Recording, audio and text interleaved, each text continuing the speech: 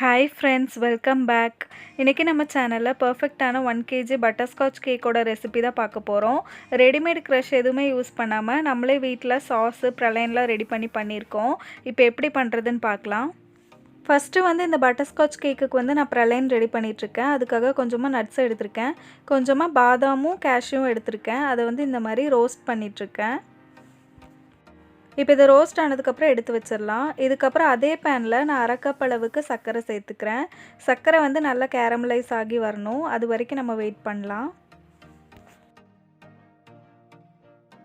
இப்போ நம்ம சேர்த்த சர்க்கரை நல்லா மெல்ட் ஆகிட்டுருக்கு. இந்த டைமில் அடுப்பை சிம்லேயே வச்சுக்கோங்க. சிம்மில் வச்சுட்டு நான் ஒரு ஸ்பேச்சுலா வச்சு மிக்ஸ் பண்ணிக்கிறேன். இப்போ ஒரு 2 நிமிஷம் ஆயிருக்கு. நம்ம சர்க்கரை நல்லா மெல்ட் ஆகிட்டுருக்கு. இதை நல்லா மிக்ஸ் பண்ணி விட்டுக்கலாம். இப்போ பாருங்கள், கோல்டன் ப்ரௌன் கலரில் வந்திருக்கு. இந்த மாதிரி தான் வரணும்.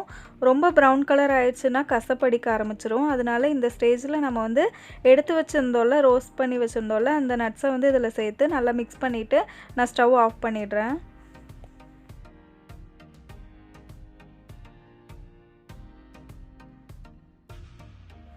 இப்போ ஒரு பிளேட்டில் நான் கொஞ்சமாக பட்டர் தடவிருக்கேன். அதுக்கு மேலே இந்த ப்ரலைனை ஊற்றிக்கிறேன். இது நல்லா செட் ஆகணும். ரூம் டெம்பரேச்சர்லேயே செட் ஆகிடும்.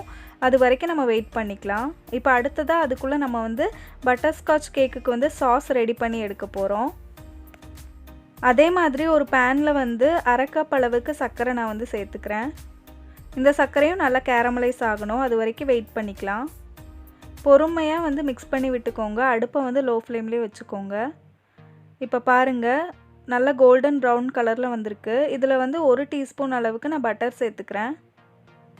அன்சால்ட்டட் பட்டர் தான் சேர்த்துருக்கேன்.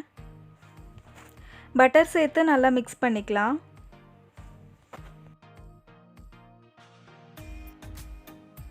இப்போது பட்டர் சேர்த்து மிக்ஸ் பண்ணதுக்கப்புறம் அடுப்பை லோ ஃப்ளேம்லேயே இருக்கட்டும். லோ ஃப்ளேம்லேயே வச்சுட்டு 1/2 கப் அளவுக்கு விப்பிங் க்ரீம் எடுத்து வச்சுருக்கேன், அதை சேர்த்துக்கிறேன். கொஞ்சம் கொஞ்சமாக சேர்த்துக்கோங்க. இப்போ உங்களுக்கு கட்டி ஆகிற மாதிரி இருக்கும். இதை நல்லா நம்ம மிக்ஸ் பண்ணிகிட்டே இருந்தோம்னா லூஸ் ஆகிடும். அது வரைக்கும் நல்லா மிக்ஸ் பண்ணி விட்டுக்கலாம். உங்களுக்கு சாஸ் கொஞ்சம் திக்காக வேணும்னு நினச்சிங்கன்னா இந்த டைமில் 1/2 கப் அளவுக்கு விப்பிங் க்ரீமுக்கு பதிலாக நீங்கள் ஃப்ரெஷ் க்ரீம் சேர்த்துக்கலாம். அப்போ நம்ம சாஸ் கொஞ்சம் திக்காக கிடைக்கும். இப்போ இதை நல்லா மிக்ஸ் பண்ணி விட்டுக்கலாம்.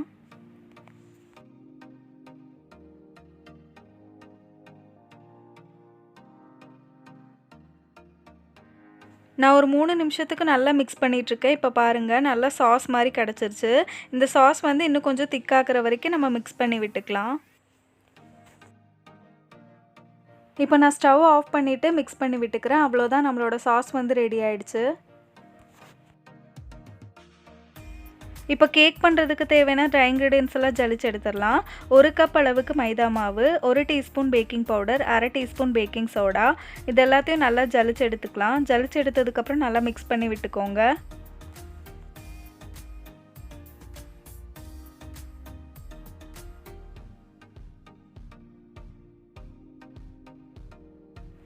அடுத்ததாக நம்ம கேக்குக்கு தேவையான வெட் இன்க்ரீடியன்ஸ் என்னென்னு பார்க்கலாம். ஒரு ட்ரையான பவுலில் 4 முட்டை எடுத்திருக்கேன், 1/2 டீஸ்பூன் வெனிலா எசன்ஸ், 1 டீஸ்பூன் அளவுக்கு இதில் பட்டர்ஸ்காட்ச் எசன்ஸ் சேர்த்துக்கிறேன். இது எல்லா பேக்கிங் ஸ்டோர்ஸ்லேயும் உங்களுக்கு கிடைக்கும். இதில் ஒரு 1/2 டீஸ்பூன் அளவுக்கு மில்க் எசன்ஸ் சேர்த்துக்கிறேன். ஒரு பிஞ்ச் உப்பு சேர்த்து இதை நல்லா பீட் பண்ண ஆரம்பிச்சிடலாம். முட்டை நல்லா ஃப்ளஃபியாக பொங்கி வரணும், அது வரைக்கும் நல்லா பீட் பண்ணிக்கலாம்.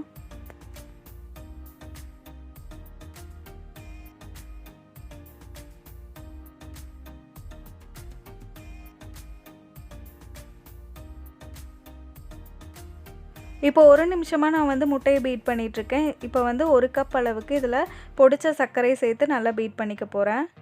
முட்டையோட கலரில் சேஞ்ச் ஆகி வரணும், அது வரைக்கும் நல்லா பீட் பண்ணிக்கலாம். ஹை ஸ்பீடில் தான் பீட் பண்ணிகிட்ருக்கேன்.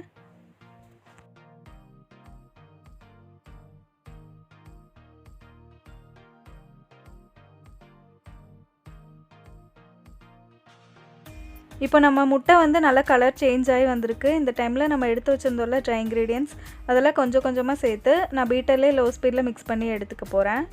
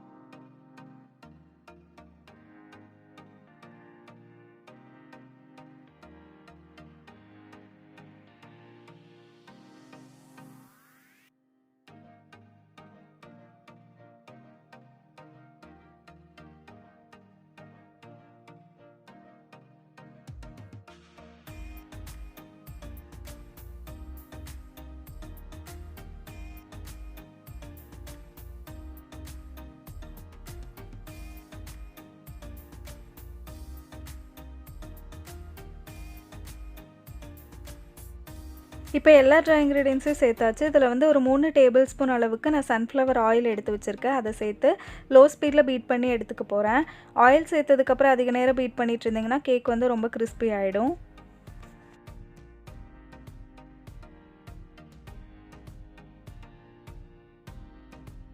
இப்போ நான் பீட்டர் ஆஃப் பண்ணிவிட்டு ஒரு ஸ்பேச்சுலா வச்சு மிக்ஸ் பண்ணி விட்டுக்கிறேன்.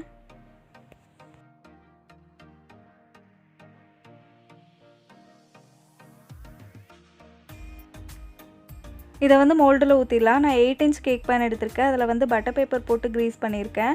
இதை வந்து பேக் பண்ணி எடுக்க போகிறோம். 180 டிகிரி செல்சியஸில் 10 நிமிஷம் ப்ரீஹீட் பண்ண அவனில் 40லேருந்து 45 நிமிஷம் வரைக்கும் பேக் பண்ணலாம். இல்லைனா நீங்கள் பாத்திரத்தில் கூட பேக் பண்ணி எடுக்கலாம். இப்போ நம்ம ரூம் டெம்பரேச்சரில் செட் பண்ணி வச்சுருந்தோம்ல, அந்த பிரலைனை வந்து ஒரு கத்தி வச்சு டிமோல்ட் பண்ணி எடுக்கிறேன். பாருங்கள், இப்படி தான் இருக்கணும். இதை வந்து மிக்சியில் போட்டு மெதுவாக ஓட்டி எடுத்துக்கோங்க. ரொம்ப பொடி பண்ணிட வேண்டாம். அப்படி இல்லைன்னா ஒரு ஜிப்லாக் பேக்கில் போட்டு சப்பாத்தி கட்டை வச்சு நல்லா தட்டி எடுத்துக்கலாம். இந்த மாதிரி 1க்கு 2ஆக தட்டி எடுத்துக்கோங்க. இப்போ நம்ம கேக் வந்து சூப்பராக பேக் ஆகிருக்கு. நான் வந்து 3 லேயராக கட் பண்ணிவிட்டேன். இதை வந்து ஐசிங் பண்ண ஸ்டார்ட் பண்ணிடலாம். ஃபஸ்ட் லேயர் கேக்கை வச்சு அதை சுகர் சிரப் வச்சு நல்லா வெட் பண்ணிக்கிறேன். வெட் பண்ணதுக்கப்புறம் இதை வந்து க்ரீம் வச்சு ஒரு லேயர் கொடுத்துக்கிறேன். 1 கப் அளவுக்கு விப்பிங் க்ரீம் வந்து நான் பீட் பண்ணி வச்சுருக்கேன். க்ரீம் பீட் பண்ணுறது வந்து ஆல்ரெடி வீடியோ போட்டிருக்கேன். இப்போ நம்ம ரெடி பண்ணி வச்சுருந்தோம்ல, அந்த சாஸை வந்து இதில் போட்டு நல்லா ஸ்ப்ரெட் பண்ணிக்கிறேன். இதுக்குள்ளே ஃபில்லிங்காக நான் வந்து நம்ம தட்டி வச்சுருந்தோம்ல, அந்த பிரலைனை வந்து உள்ளே சேர்த்துக்கிறேன். ரெடிமேட் பட்டர்ஸ்காட்சோட க்ரஷ்ஷு கூட உங்களுக்கு அவைலபிளாக இருக்குது. நீங்கள் அது வேணால் வாங்கிக்கலாம். இல்லைனா இந்த மாதிரி கூட நீங்கள் பண்ணிக்கலாம். இப்போ செகண்ட் லேயர் கேக்கை வச்சு அதை சுகர் சிரப் வச்சு நல்லா வெட் பண்ணிவிட்டு க்ரீம் கொடுத்துக்கிறேன். அதுக்குள்ளே ஃபில்லிங்காக நான் வந்து பிரலைன் சேர்த்துக்கிறேன். இதே ப்ராசஸ் வந்து நம்ம ரிப்பீட் பண்ணி இந்த கேக்கை ஃபுல்லாக ஃபினிஷ் பண்ணி எடுத்துடலாம்.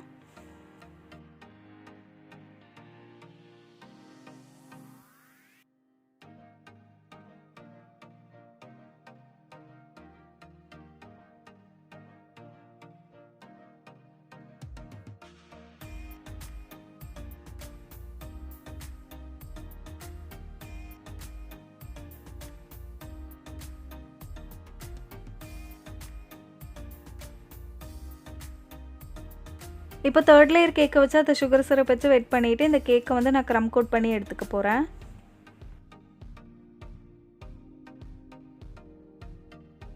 கேக்கை க்ரம் கோட் பண்ணதுக்கப்புறம் ஒரு 10 நிமிஷம் ஃப்ரிட்ஜில் வச்சு நல்லா செட் பண்ணிக்கோங்க. கேக் வந்து க்ரம் கோட் பண்ணி வச்சதுக்கப்புறம் கேக்குக்கு மேலே வைக்கிறதுக்கு ஒரு சின்ன டெக்கரேஷன் மாதிரி பண்ணிக்கிறேன். ஒரு பட்டர் பேப்பர் மேலே டார்க் சாக்லேட் வந்து மெல்ட் பண்ணி வச்சுருக்கேன். அதை வந்து ஒரு பைப்பிங் பேக்கில் போட்டிருக்கேன். அதை வச்சு இந்த மாதிரி டெக்கரேஷன் பண்ணிக்கிறேன்.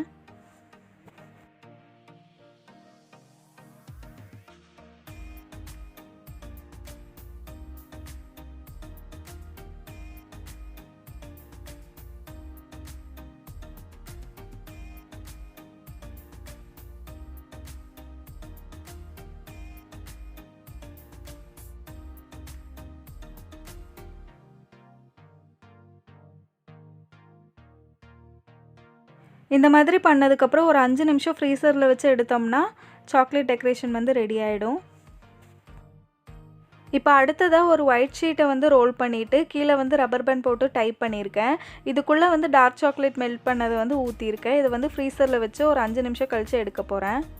உங்கள்கிட்ட இந்த மாதிரி ஒயிட் ஷீட் இல்லைன்னா நீங்கள் அதுக்கு பதிலாக பட்டர் பேப்பர் கூட யூஸ் பண்ணிக்கலாம்.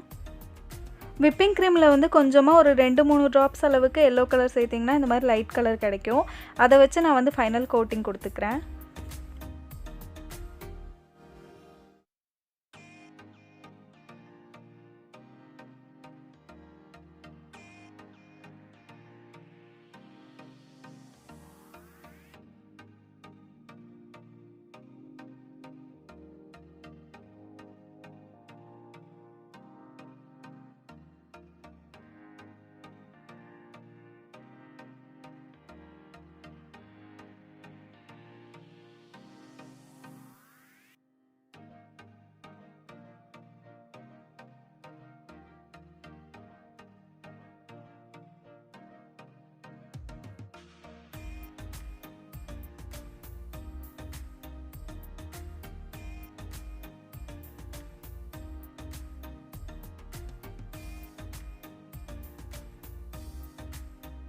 இப்போ ஒரு ஸ்க்ரேப்பர் எடுத்துருக்கேன். அதை வச்சு சைட்ஸ் எல்லாம் லைன் பண்ணிக்கிறேன்.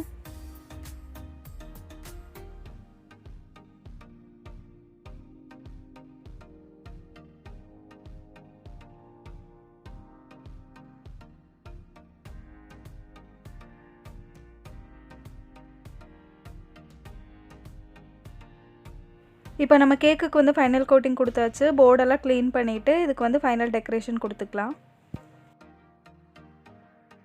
ஒரு பைப்பிங் பேக்கில் ஸ்டார் நோசல் போட்டிருக்கேன். எல்லோ கலர் க்ரீம் வந்து ஃபில் பண்ணியிருக்கேன். அதை வச்சு இந்த மாதிரி டிசைன் பண்ணிக்கிறேன்.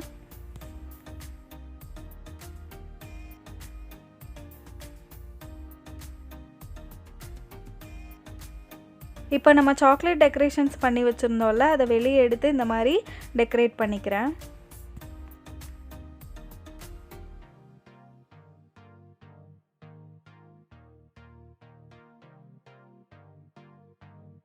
நான் செட் பண்ணி வச்சுருந்த அந்த கோனையும் வெளியே எடுத்துகிட்டு இந்த மாதிரி கேக்குக்கு மேலே டெக்கரேட் பண்ணிக்கிறேன்.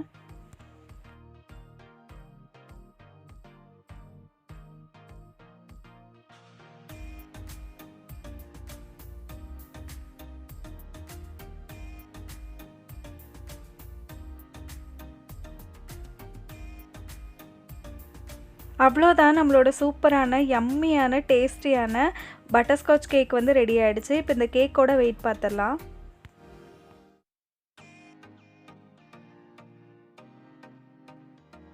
இப்போ கேக்கோட வெயிட் வந்து கரெக்டாக 1 கிலோ 100 கிராம் அளவுக்கு இருக்குது. நம்ம சேனலை இப்போ தான் ஃபஸ்ட் டைம் பார்த்துட்ருக்கீங்கன்னா மறக்காமல் சப்ஸ்கிரைப் பண்ணிக்கோங்க. இந்த வீடியோ பிடிச்சிருந்தா ஒரு லைக் கொடுங்க. ஃப்ரெண்ட்ஸ் அண்ட் ஃபேமிலி கூட ஷேர் பண்ணுங்கள். அடுத்து இன்னொரு கேக் ரெசிபியோடு உங்களை பார்க்குறேன்.